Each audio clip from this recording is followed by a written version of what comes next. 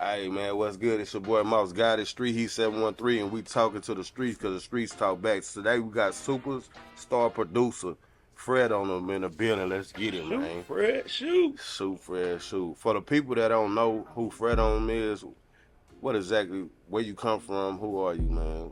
Who is Fredonem? Man, I'm just a young legend from Foreign Park, you know what I'm saying? From A-Leaf, you know what I'm saying? And I just found my love for music at a very young age when I was a baby, you know what I'm saying? I didn't know I was gonna make beats, but music always been a part of my life. So once I learned how to make beats, that's when I became who I am. You know what I'm saying? Okay. So, what school you attended? Like, I went to a lot of schools, bro. I went to Betty Best, pre-K to 4th grade. Then I went to Ollie Middle School. Okay, yeah, I know. Right? I went to Klinsman.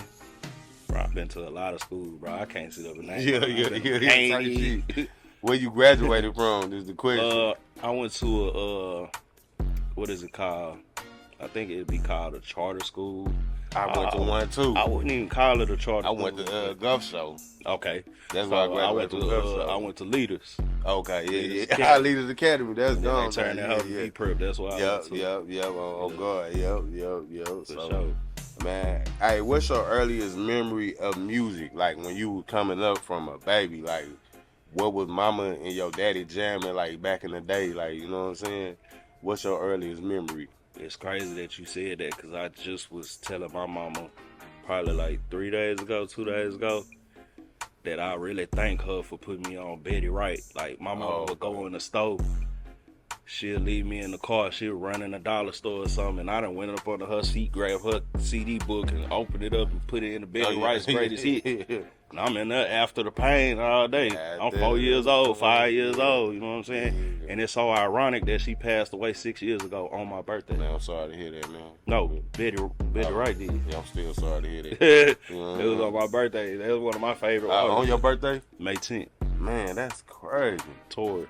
Yeah, that's crazy. She died on your birthday. So, did you dedicate anything like a sample or something to her? Man, I haven't sampled none of her music, but I just was listening to her the other day. Like, man, After the Rain, I gotta go and do After the Pain and No Pain, No Gain.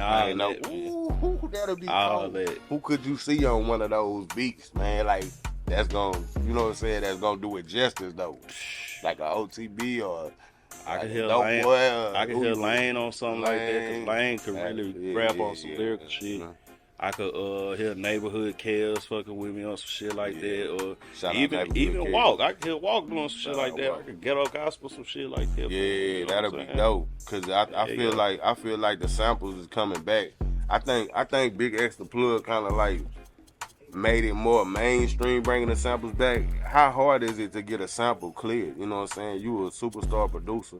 How hard is it to like go in there and make a sample and get it cleared? Is it real hard, or is it about money, or is it about politics, or you know what you think? It's really about all of the things that you just said. Because at the end of the day, like sampling never really went nowhere. You know what I'm saying? Yeah, you're right. The reason why X probably made it seem so easy to do is because X understand business. I'm not finna drop no song without finding who the people that own this. Okay. So a lot of time people don't understand and know if you just go straight to the source before you even think about dropping the song, they probably give you a low number for the master and a cool little split on the publishing to where you could eat. But if you drop it and you don't take care of the business, now they feel disrespected. Now they got no reason but to slap you across the face. Oh yeah. Because it's like I probably would have did it for you for a little bit of nothing, but now I gotta slap you for $2,000 a day for the rest of your life. Man, especially if they done blew up off of it. Have you ever ran into anything like that as far as like somebody then sample your beat or took something that you originally did, and you know how you felt about it, and you know did you go pursue it or did you address them, or what would be the process of that? So the first sample I ever had get sampled from me, I can't remember the artist specifically, but he was signed to Warner. When I got my deal, I think he had just got his deal, but the song was called Simple As This. And they basically kind of did I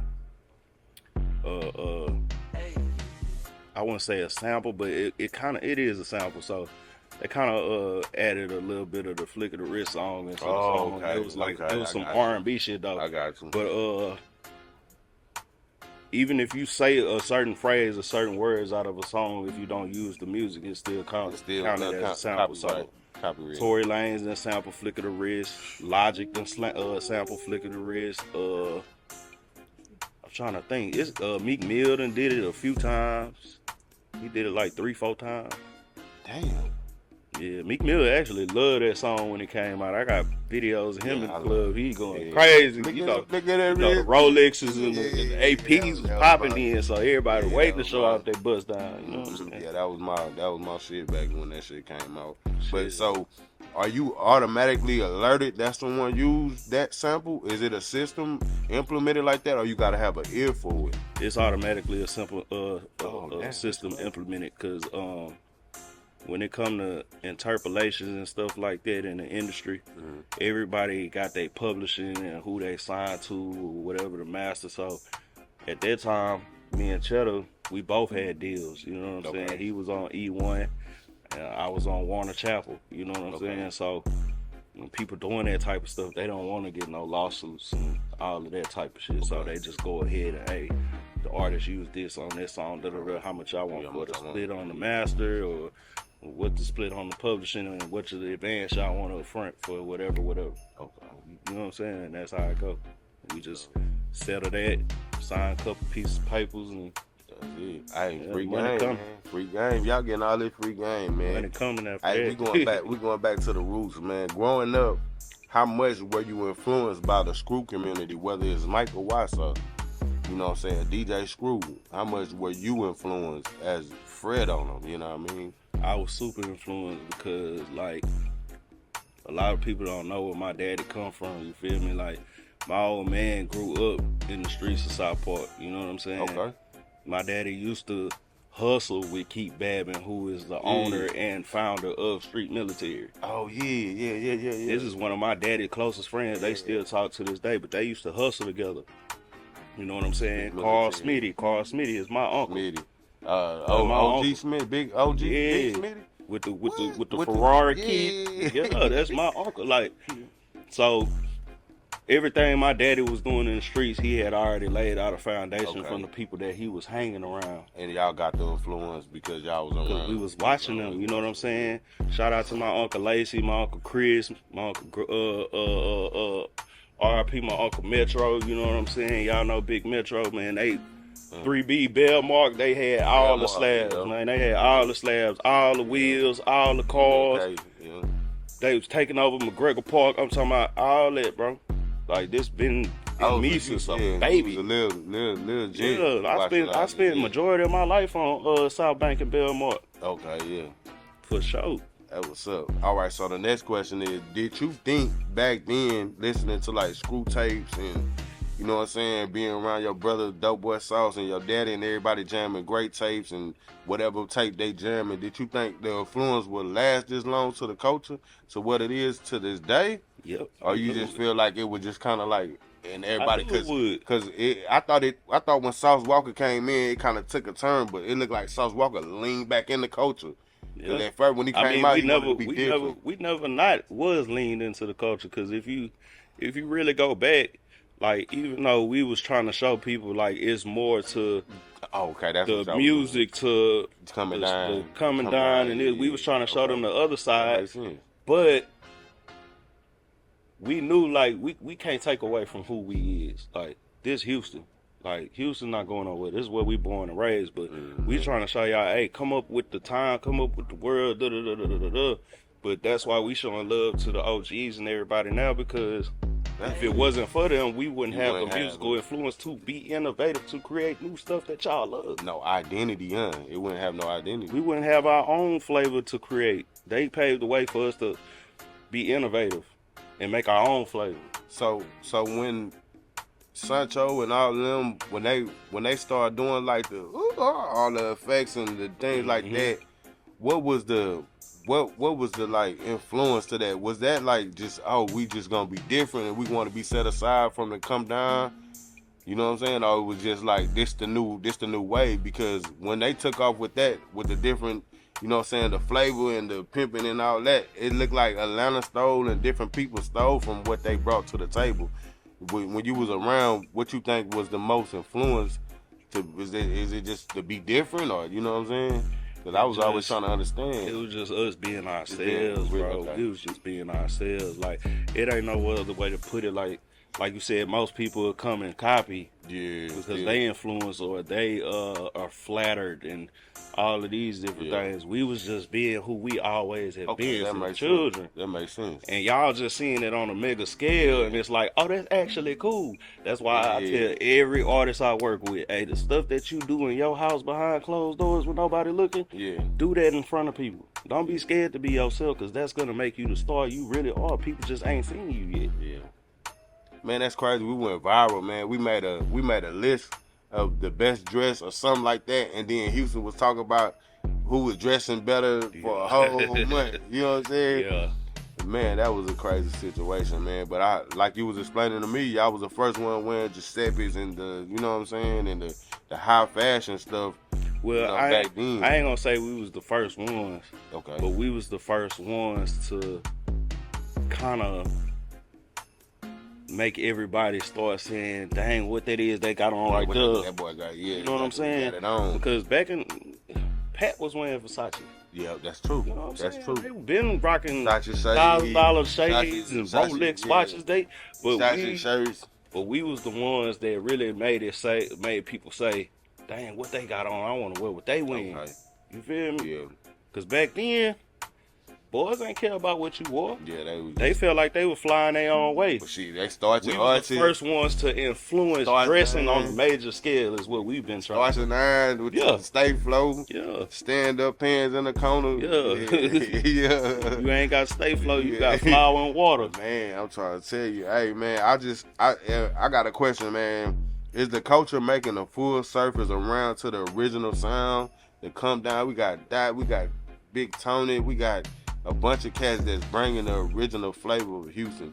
So is it because a while back it was kind of frowned up on because they was like, look, Kiki may come down music, and people was like, man, come on, man. And then now it's Dot and everybody else that's really like capturing the real flavor of Houston. So you think the original sound is coming back, or it has never left? You know what I mean? It ain't never went nowhere, bro. The thing is, people started to not appreciate their own cultures while everybody else is appreciating their culture. Like, I will never go to Atlanta and hear them say, hey, we need to stop making Atlanta music. Yeah. You ain't gonna go to Cali and they're gonna say, we need to stop making Cali music. Gangster music, yeah. You know what I'm saying? Yeah. You're not finna go to New York and we not making no more boom bap, son. Yeah. What? Yeah. No, most definitely. Yeah. So why I don't understand why people get mad because we make come down music. Yeah. But when you go to the club every weekend, as soon as they play Chillin' with My Broad or you City Dawn, you end up yeah. like, come on, you like the music. Stop trying to make yourself look cool by denying your culture because you look lame. Hey, man, that's crazy. Like, you really look lame. Man, that's crazy. I'm about to put you on blast. Who is the king of come down music, man? Who the king of come down music? Come down, man. The one person. If you ain't in your mind, I don't want to just say like that, but like, ain't saying Fat Pat is the king come down music. I don't know. What you talking about, bro? Yeah, Fat Pat. Yeah, Pat. Pat brought the lingo to the forefront that we love to use. Yeah, Fat Pat. You feel me? Fat Pat. Yeah. Know what I'm saying? Hold on, baby. You know what I'm talking about? For real. For real. All of that is Pat. Now, where Pat got it from, ain't my business. But, hey, as a child, listening to Fat Pat Ghetto Dreams, being 5 years old, that's right. That changed me as a person, even as a young kid. I love Don't Mess with Texas. Kiki my dog. Kiki, he up there too. He top 3, huh? He's up there. He's up there with Pat, if you ask me. Mm-hmm. You feel me? All right. Hey, so we gonna go a different route, man. How did you get into producing? You know what I'm saying? What made you say, like, I'm gonna be you got people that say, I want to rap, I want to sing, but Fred on them, you say, man, I'm gonna be a producer. How did you get into that? Shit, go back to my OG, my old man. every car he ever had, he had knock in it. Okay. So I'm listening to Pat, I'm listening to Kiki, Scarface, Pokey, Ice Cube, Master P, Snoop Dogg, Tupac, West Side Connection. I'm listening to all that. Okay. And all that shit got beat in it. You know what I'm saying? So over time, it's just like, man, I gotta find a way to make my own beat. Make everybody trunk go crazy how my old man trunk Oh, go. okay.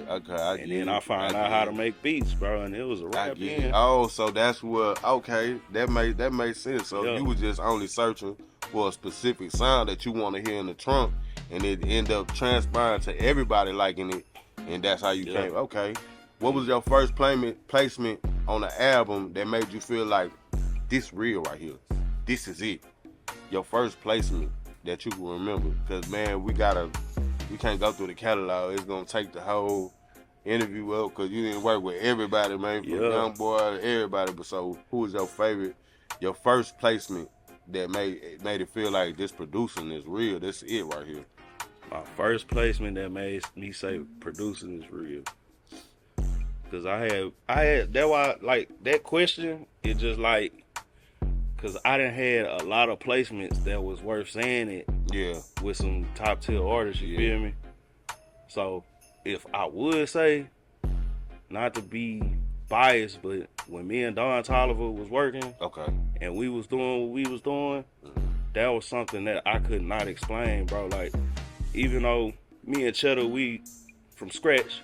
We did this, we did that. It was just something about Don, bro. He's still like one of them artists that just like, bro, just special. You know what I'm saying? Yeah. And when you working with him, it just make you feel like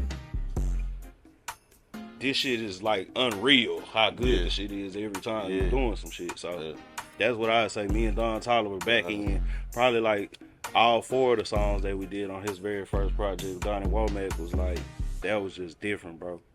Man, that's crazy. So I know you got multi-platinum.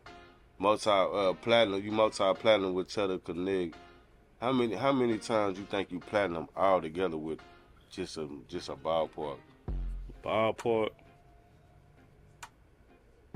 I say 5. 5 times platinum. I told y'all, man, superstar producer, man. This platform is dedicated to giving everybody their flowers, man. Now, how do you think that you influenced the sound of Houston? You know what I mean, in your own right, which you as you will. Me just wanting to just influence the sound, like me just wanting to stand out, bro. More so, like when Flick of the Wrist dropped, bro, I had never heard a beat like that ever, and that's always been my thing. And just learning from the people that I was growing up around and seeing what they was doing, it always gave me an influence. Like, bro, make your own sound. Like, don't sound like nobody else. That's crazy. And that's what the game is missing right now. Like, as a producer, like, we all using the same sounds, bro. I'm not gonna lie to you. We all using the same sound. I don't care if your 808 say spins 808 distorted, or my spins 808 says short, or whatever. It's still the same 808 that come from the same song that the 808 was cut from that got spread around the community. It's all the same. Yeah. You know what I'm saying? How'd you find your sound? Just wanting to not sound like the next man. Okay. You know what I'm saying? Like, it's just that simple. Like, I'm not gonna go pick up a sound that the last person used on a hit song that was on the Billboard. Okay. I'm gonna find another sound. So, and if it sound clean and crispy, it cut through, and it got a good mix on it, and it's just jamming, that's my sound right there. Do you think sounds change during like the industry type? Like, I'm trying to see how I can phrase this question. Like, your sound would change, but even though it changed, you could always go back because you created that sound, like different styles. Like, for instance, the Flick of the Wrist, you got that pack. You can make something like that again. Yeah. But you move forward to create another sound, but you always have that in your repertoire, you know what I mean? For sure. It just, that's how it is, bro. Like, for instance, like, Zaytoven, like, he's one of my favorite producers, you know what I'm saying? Okay, Zay. Like, if you really listen to bro beats, he might use the same drums in different songs, but if you really listen, he got like 5 or 6, 7, 8 sets of different drums and combinations of drums that he used together. Oh, yeah. That don't sound like the last one, Yeah. but it still got his same bounce and swing to it. That's what matters the most. The sounds you use and the cadences that you use to use those sounds. And how you playing your melodies and all that stuff on top of that, it just all creates a sound together. That's crazy you said that, because I was going to ask you next, do you do the melody first or the drums first? Man, it just depends on how I feel. 75% of the time, I'm going melody first, because the melody is what's going to strike the people's heart. The drums is going to make people bounce and dance and all of that. So I be trying to touch the people first before I make them dance. You know what I'm saying? Because if I could touch you before the song come on, when it finally dropped with the drums, you already was dancing before I even played the drums. I want to make sure you dancing before the drums come, and then the drums like, he did it. That's it. Yeah, that's it. When that beat drop, Yeah, that's what I do. Okay. But I do drums a lot first, though, because sometimes I want to make you dance first. It kind of depends on the vibe, right? Yeah, I want you to vibe and dance a little bit first. Okay. All right, the next question is, do artists adapt to your beats or you build around them? Both, okay. I really like making beats from scratch when I'm in the studio with an artist, so. Okay, I'm A glad. lot of times they want to hear what I got already, though. Yeah, I'm glad you said that, because the next question is have you made a beat and instantly you knew this it? Yeah. This it right here. Yeah. And without no confirmation from nobody, you like, this him. I did that about 3-4 days ago. Yeah. I did that 2 weeks ago, a week ago. I almost do that every day if I can. You know what I'm saying? And you, how much percent you feel like you right about it? Like, you know what I'm saying, that like it landed a placement, or just like this him. You know what I'm saying? Like 100%, 90%. Yeah, about 100% of the time I always be right. But so what about like if it's a beat like, nah, I don't like that. You don't like it personally, but that was him. You got some situations like that? I got a situation like that right now. That's crazy. And the song go hard. And we got the song played in the club. And they was rocking out to it. And I'm like, man, I sat in the studio making this beat. And I said, I don't like this beat. But watch this be one of the beats that's going to take somebody to the next level. Because I don't have to like it, because I ain't rapping on it. Mm-hmm. Yeah.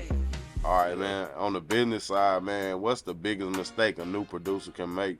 And what's the biggest mistake you've ever made as a producer?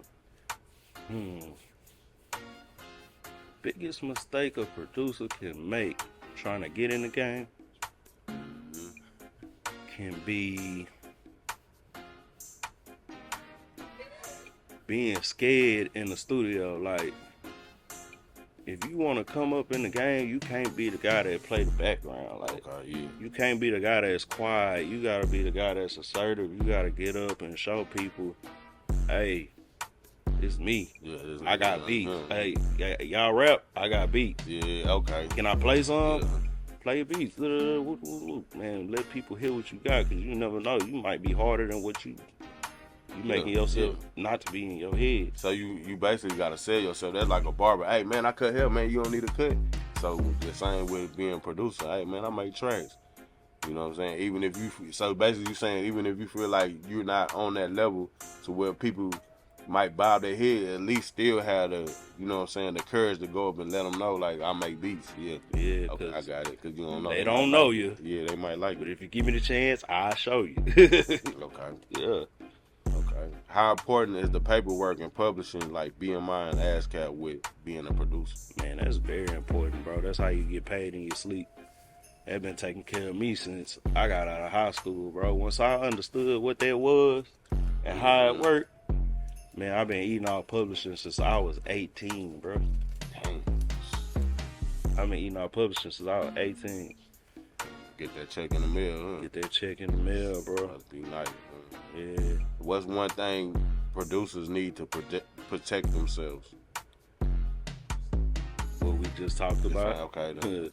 It's publishing. Publishing is basically your ownership of your music. You know what I'm saying? Like, y'all don't know that. That's what publishing is. Publishing just says copyrights too. Who owns this and who's putting it out. Okay. You know what I'm saying? Copyrights too, yeah, but copyrights, it's a sticky thing because at the end of the day, when it comes to something like music, music is not a tangible source. Okay. Yeah, that makes sense. So, as soon as you make a record, it's already copyrighted because it come out of your mind. Okay. You know what I'm saying? People don't know that, but you have to have a business to where it's set up inside of a business because America is big. Okay. So you got to have it set up a certain way or they'll just say, nah, that's not you. You feel me? Okay. But as soon as it come out of your mind and you got the session in your Pro Tools or in your FL Studio or whatever you use, that's you. Because it's a date and a time stamp on them. Okay. All right. How have streaming changed the way the producers get paid? Is it been a difference because you're streaming versus selling CDs, and is it a difference? It really did the game bad for us, cause like at the end of the day, you can get so many streams, but it take a lot of streams for you to sell one product. So, for instance, this is the real math. I'm gonna give y'all the free game. In order for you to sell one album, you have to make 1,500 streams. Your album might be priced at $14.99 in iTunes, right? Yeah. You can go buy the album straight out of iTunes if you just want to support your favorite artist. Cool, you ain't gotta give them all them streams. That's why we be telling y'all go buy it for us, because at the end of the day, yeah, you gonna have to listen to my shit 1,500 times for me to get $14. Yeah, man. Okay. And for a single, it's 150. So just imagine you do 1 million streams and you divide that by 1,500. Let's just say your whole body of work did 1 million streams on every song put together. Yeah. You divide that by 1,500. You see the number, then you divide that by how much your album is priced on iTunes. Yeah. It don't equal up. It don't add up right, bro. Like $14.99 times 6,000. That's not really no money. Yeah, that's crazy. Well, the next question definitely would be, so the question would be, would you prefer streams or old school album sales and records? So old school album sales. Like J. Cole. You see the boy J. Cole? That's what I was getting into too. Like for a producer, like on average, like a producer, we get 3% to like maybe 7%. If you just really live and you got a bunch of like, they'll give you 7%. But like the average producer starting off in the game only gonna get 3% of every dollar. Dang. Yeah, you gotta be. You know what I'm saying? And that's not bad. You know what I'm saying? If you look at $1 split up, 30 cents out of $1. Oh, that's not bad. Like 30, but 70, when you doing 70-30 split. Yeah, but say for instance, like 1 million streams ain't nothing but like 66,000 or 6,600 album sales. When you getting 30% of every dollar at 66,000 sales, 6,600 sales, it's kind of like I ain't making nothing but like a couple thousand. Like it ain't worth it. 1 million streams just to get a couple thousand. It sounds good though. And that shit finna go right to bills. Yeah. It ain't. And then, like I say, it's more so about the duration of time it takes for them to do that. Yeah. 1 million people could go outside tomorrow and just go get your album at $14.99, and let's say you making 30% now. Yeah. You know how much publishing money that is off of sales? We're not talking about, like, that's a lot of money just for sales and publishing. Because publishing where you gonna eat at. Yeah. You gonna eat off your little 30% off the master too, but your money gonna come from publishing and radio. Yeah, you gonna get a stupid check because you got a bunch of sales. Yeah. They gotta put that in, and the radio gonna pay out a lot. Radio still pay out a lot. I forgot about the radio. Everybody wanna do the streaming and be famous on the internet, man. Y'all is tripping. Y'all better start making songs for the radio, or you're gonna be broke, fam. No, I'm just being real. You not making radio songs, bro, or you just not somebody that's viral as hell, and we just love your songs. You are going to be broke. Radio pays the most. So if you're not on radio, you need to make some radio songs, because that's what we in the game for. Hits, radio, charts. Like, We ain't trying to impress the streets. It's beyond the streets now. Yeah. We supposed to be hit makers in H-Town. We supposed to sell arenas, state to state, getting bags. They playing me on the radio in 50 countries. That's where you gonna be rich at. Shout out to all my partners that do well in streaming though. We ain't talking about y'all. Shout out to the streaming. Okay, man, let's get back on track, man. For the older producers, and I don't mean like age, but I mean like people that been around for a minute, you think it's harder for them to adapt to the new sound, or you think they're gonna find their own path and their own wave and, you know, try to get that side popping, or, you know what I'm saying? I would hope they would try to find their own way. Okay. Because you got to be unique in the game, bro. Who does Bossman D-Lo sound like? Nobody.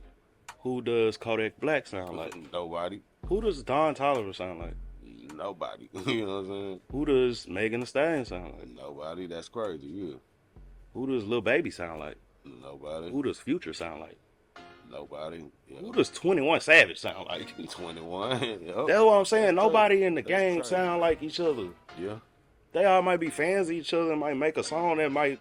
I just fuck with bro this much. I want to make a song like them today, Yeah, and it end up blowing up. But they But he all can't, yeah. sound nothing alike. Yeah. Why y'all trying to sound like your favorite rapper to That, get on? that's like I that. don't understand that. That's like the one dude that did the Panda. He was trying to sound like Future, but then once he dropped his album, he didn't sound nothing like him. You know, It what was I'm like, man, I thought this was Yeah, Future yeah. the whole time. Who Yeah. is Buddy? I think Buddy sucked. that's like. I fuck with design. I ain't gonna lie. I thought Headband was young when I first heard it, cause I'm a little older. A lot So of people I'm, did. I'm I thought a he little was older. too. I'm like, when I heard it, I'm like, oh, that's young boy. He got a little dance, and I'm like, oh, this a whole different person. Yep. He That's sound why I like say him. to have your own identity is to Man. become a real star.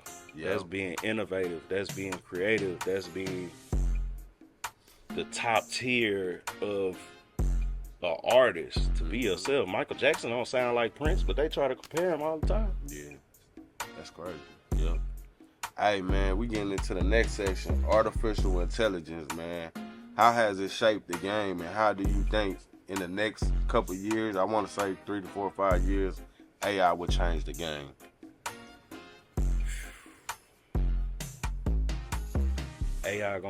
AI is really, it's subjective because like at the end of the day, AI is something that if you use it, it can only be used to your advantage on the information that it's given. Okay. So if AI don't have certain subjects on certain information and certain things, and you get on there and you try to give it the information, it's not gonna really give you the, you know what I'm saying? Over the years, as they keep developing it and so on, Yeah. that may come, but like right now, as far as AI taking over, it's gonna take a long time for that to happen because they still have to gather so much information from all over this planet, bro, just for that information to be given away. Yeah, damn, that's true. They don't want us to have all that information anyway, so I don't think AI just gonna be like that. Like, Yeah. it's doing what it's doing, but it ain't finna take over like how we think it is. Not right now, at least. It'll probably be the next 10 years or something. Yeah. 5 years or something. Next question, man. Do you have any dream, or this is a 2-part question. Do you have any dream artists that you haven't worked with yet that you want to work with? And on the second part, what producers would you like to work with as well? It's a 2-part question. Artists. One artist I do want to work with. I want to work with SZA. Shout out to I want to work with.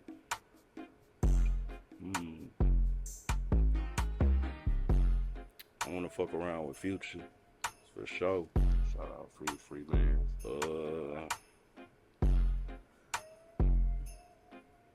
There's not many artists, bro. Like, I be having my creative ways with the artists. When I know you like a forever lasting type of artist, that's what make me want to fuck with you on the music. Because I just know, like, you gonna always have a sound that just so unique that everything you put out, I gotta listen to it. But on the producer side, I love to work with Quincy Jones while he's still, you know what I'm saying, Teddy Riley. I love to work with him. I still want to work with Drummer Boy. That's one of my real partners I've been knowing, bro, for some years. We still ain't did no work. Damn, that's But he told me though, he kept it real. He was like, man, I gotta know you for a little bit before we start working on beats together. Man, and that was literally like 10 years ago. Drummer Boy. If I send him something right now, he'll do it right now. You know what I'm saying? Because I put that work in over time. Man, shout out Drummer Boy, man. Yeah, shout out Drum. Yeah, man. Square business, man. Drum. I want to work with Shotty Red too. Shotty Red on the track. Dr. Dre for sure. Gotta get something in with Dre. Jermaine Dupri, DJ Quick. It's a lot of them, bro. I can't name. Going through them. It's a lot of. I know too many producers. Okay, all right, that's cool, man. Hey, the next question is mainstream versus underground. What's the difference in the studio energy? The underground, they still trying to find themselves. Like, that's the, how can I say it? I had a badass quote in my head to like help y'all understand what I'm trying to say about the underground. But like the underground is like, it's pure. Like they don't even know that they making hit songs when they making them. You know what I'm saying? Mm-hmm. Versus the industry, they going into the studio and they trying to create hit songs. You know what I'm saying? Mm-hmm. But the underground, that's why like I could have been with mainstream, bro. But I love the underground so much because the underground is always creating the new thing that's gonna be the mainstream thing. And people forget that every mainstream artist that y'all like came from the underground. So why not show love to the underground? Why not give the underground more of a chance to shine too? Because the artist that y'all love was a nobody at first. So you feel like the blog? Do you think like the bloggers overlook certain people sometimes, and they just focus on like what's popping and what's hot at the time, as far as like the underground artists? Like, I don't think that, because a lot of times we gotta remember like these blogs get paid by mainstream sources. So it ain't that they be overlooking people, it's they getting paid to promote.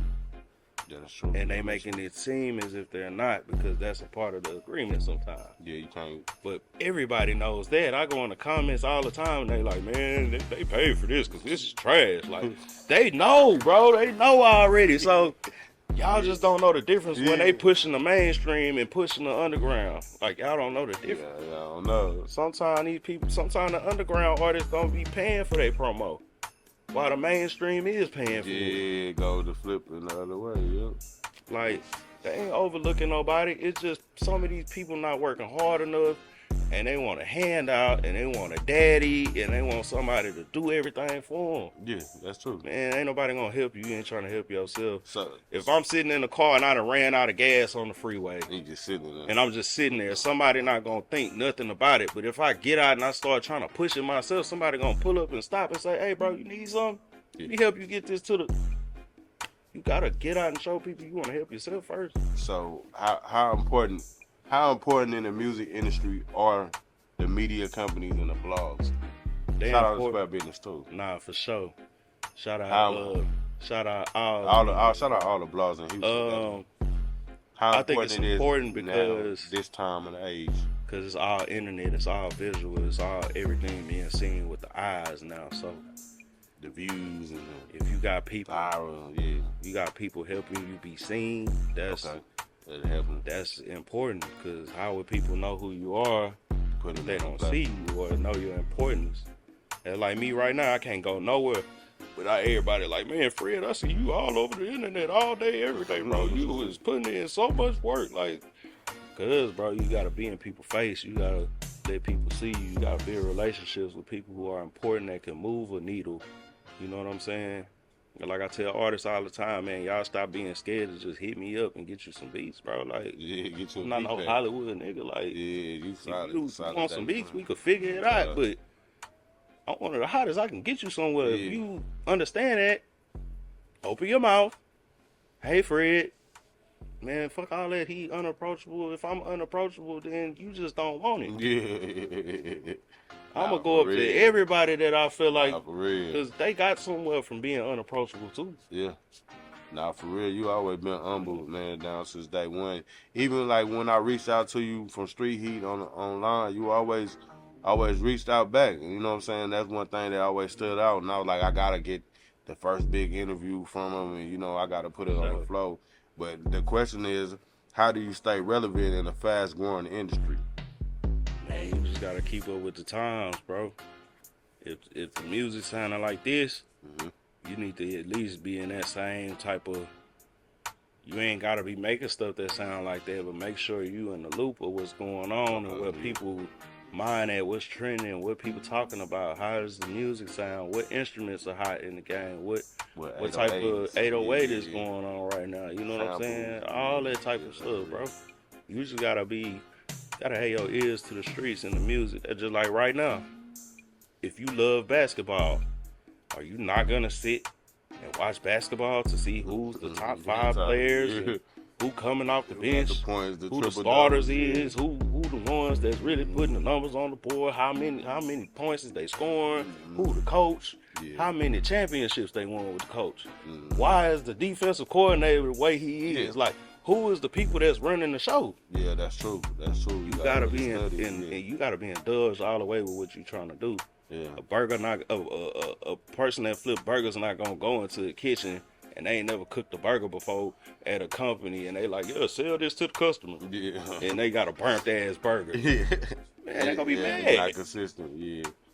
You gotta indulge in your craft, man. You wanna be the best, you gotta do it every day. Yeah. So the next question, man, do you actually teach people one-on-one how to craft beats?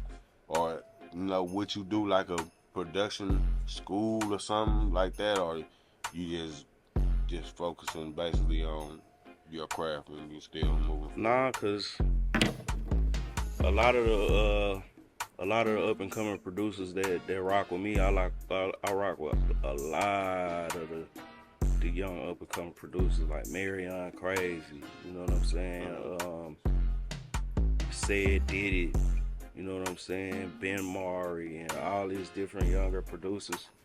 I just rock with all of them. So when we do collabs and stuff, like they be teaching me shit too. Yeah, you learning. Yeah. I just be dry giving them the game while I'm there, cause it's like you never know. This might turn you up some more. You know what I'm saying? Cause this what I do. And y'all fuck with me, so I'm not gonna hide the game from you. I'm gonna show you some of the shit I do. You know what I'm saying? Mm-hmm.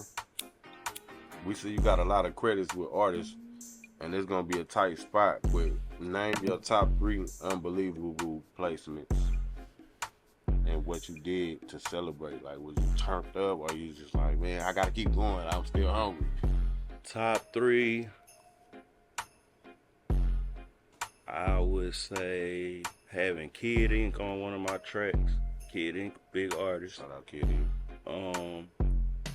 Me having a couple songs with Fetty Wap that released in his prime, like his top of the, like here, being in the studio with him, working on the record in front of him and shit, like that was live. And I'd say, who's another big major artist that I work with in the studio? Like, I've been around a lot of people. Oh, and having Walker jump on one of my tracks. I forgot I had some Walker shit too. Oh, yeah? Yeah, I got to record him and everything. That was a cool experience. So when we say Walker, we talking about Walker Flocka Flame? Walker Flocka Flame. And Walker a fan of my work too. Like, okay, shout out Walker. I've been on Walker show, and he don't even know I'm there. Yeah. And he get on stage, and this is one of my favorite songs right here. And everybody want to know the sauce to me. It's Fred on the phone. I like, man. I'm like, man, bro, I don't even know I'm here, and he just, this is my favorite song. That's dope. Like, that shit live to me, so. Yeah, man. Yeah. So, do you miss the mixtape era, the live mixtape, that Piff era? You miss that, or I miss it? I do miss it because it gave the game spontaneous eras of music. You know what I'm saying? Yeah, that's definitely and true. It wasn't no right or wrong way to do nothing. Like, a lot of my favorite Gucci Mane songs is not a lot of y'all favorite Gucci Mane songs. A lot of my favorite Gucci Mane songs has a terrible mix on it. Yeah. You know what I'm saying? Like, it's terrible. Like, but it That damn. mixtape era, yo. You know what I'm saying? Yeah, And that's what I'm right. saying. Like the pureness of the music during the mixtape era. And one thing I can say, it was free. But if they had found a way where we could make money off of that shit back then, oh man, straight up. That's what they did to DJ Drama because he was making too much money selling them mixtapes. Yeah, that's crazy, man. Man, with the passing of Michael Watts, DJ Michael Watts, man, we want to just make a moment of silence, man. What kind of relationship you had with Michael Watts, man? I know he didn't spend some of your stuff on 97.9 The Box before. It's crazy. Like, I want to say like a month before Watts passed, he had called me. He was like, hey man, he was like, I heard Slim and Kiki album. I know you got them bad motherfuckers on there, but boy, I've been playing the shit out this Head Honcho Amir and Zillionaire Doe song that you did. What? Can you send that song to me? I'm finna play it on the radio in Dallas. You know I play in Dallas. I'm like, hey, yeah, I'll send it to you. Say, man, please send me that song. I love that song, man. I sent it to him. And shit, that was the last I had heard from him. Like 3 weeks later, I heard he was in the hospital. Shit. And I kind of knew his time it was because I seen his wife on the news and shit. I like, man, this can't be good, bro. Yeah, that was a hard hit for the city, man. Yeah. And then you know, let's talk about that, man. You had the South Side coming to the North Side, man, with the Candy Red and out there, you know, that kind of, I feel like that bridge. Even though Slim Thug and ESG kind of bridged it back in the day, I kind of feel like when the passing of Michael Watts brought the city a little closer, man. We've been waiting for that, man, for real. Nah, for sure.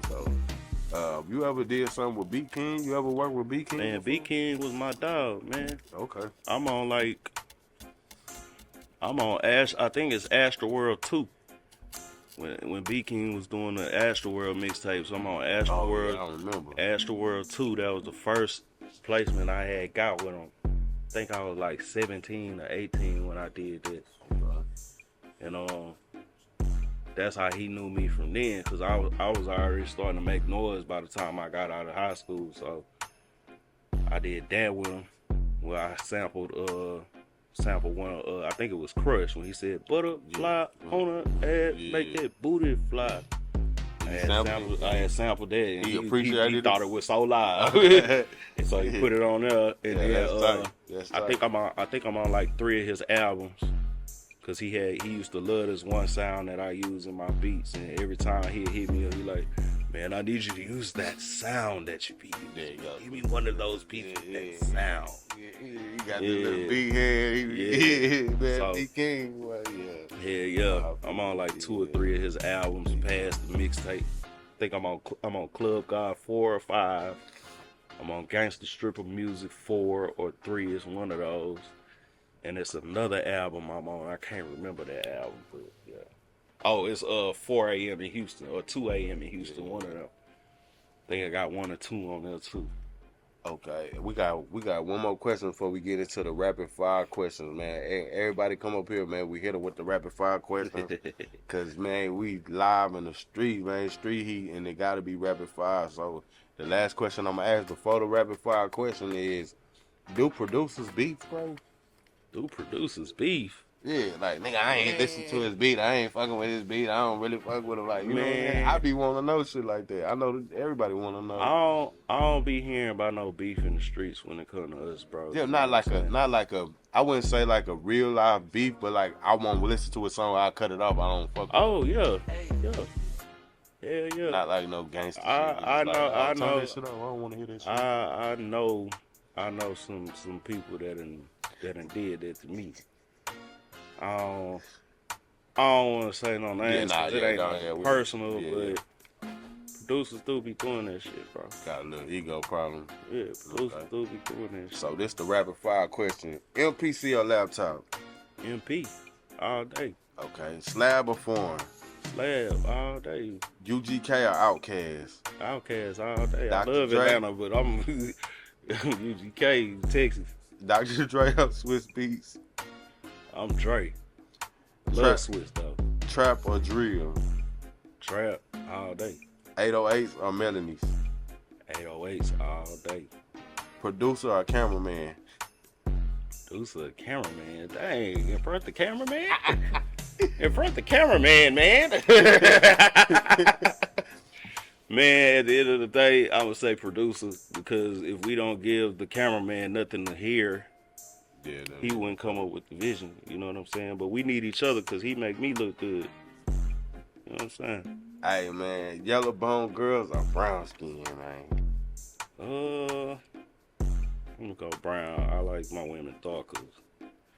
Man, shout out to my dog Cartel Bo, man. Shout out to Cartel Bo. Shout out to Cartel Everybody hit for a bag, man, because we about to hit for a bag until we can't hit for a bag no goddamn more. You know what I'm saying? Shout out to StreetHeat.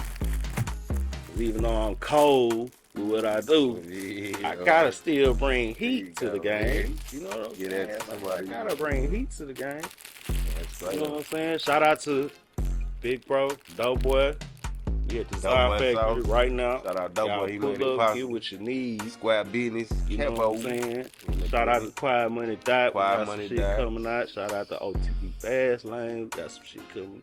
Shout out to Lil Kiki. We got some shit coming out. Who else I'm missing out here, man? Wait, hold on. Before you go, you made that beat with Young Al and Lil Kiki, huh? Oh yeah, I did. That was cold, man. I ain't gonna lie. Where you get the shoot, Fred? Shoot. That shit been catchy. That's from Sancho, man. Free Sancho, man. Oh, he actually the one that said it? Yeah. That's Sancho voice. I did that because, you know what I'm saying, right before Sancho went to jail, we had just started back working again, you know what I'm saying? And we had only did one song. And so since he been gone, I'm like, man, I ain't gonna let nobody forget about my dog, man. Man, free Sancho, man, free the bird. I'm gonna have his voice in y'all ear Big Bird, what they call him, Big Bird, my boy Big Bird. You gonna have big fella, it's the big fella. Yeah. So when he come on, you got a beat pack for him. Like what we doing for him? What we doing for him? You got everything ready. Everything already straight ready, up. man. Straight up. It's already. Shout out Hustler. Shout out Hustler. Yeah, shout out my G Hustler. Man, I know you been working with G Hustler, man. Man, ever since I've been TS. Blame it on the bands, man. Ever since I've been TS, he been around. You know what I'm saying? We started really getting together 2014. And he was always there. We was either at Wax Studio, that's where him and J-Rag was at. We was at Wax Studio, or we'd be at RMG. You know what I'm saying? He was always with us, though, from the beginning. On the bands, man. Hell yeah. G Hustler actually my cousin, too. Oh, Solo, you redid a beat for Solo, Dope Boy Sauce, and Slab Rider for Life. Slab Rider for Life. Yeah, he told me to ask you about that. Anything significant about that the whole beat, or it was just like? I mean, shit. He was just like, man, I did the song. I still got the files to it. I need something more up to date. Okay, you know what I'm saying? I was like, man, send me the song, and I heard it. I'm like, I know exactly what this needs. You know what I'm saying? Okay. Yeah. Got the session, mixed the song, put the beat together, and that bitch came perfect. Yeah, man. I go back with Dope Boy Sauce, man. It's some things. We go back, man. That's my big brother, man. As you see, man, shout out to the Desire Factory, man. He landed the spot for us, man. Big brother for life. You know I love you, man. This Street Heat 713, we don't follow the ways we create them. It's all organic. Don't panic. The rawest content on earth. You rocking with Street Heat. You rocking with the streets, man. Just like that. Church. Chill.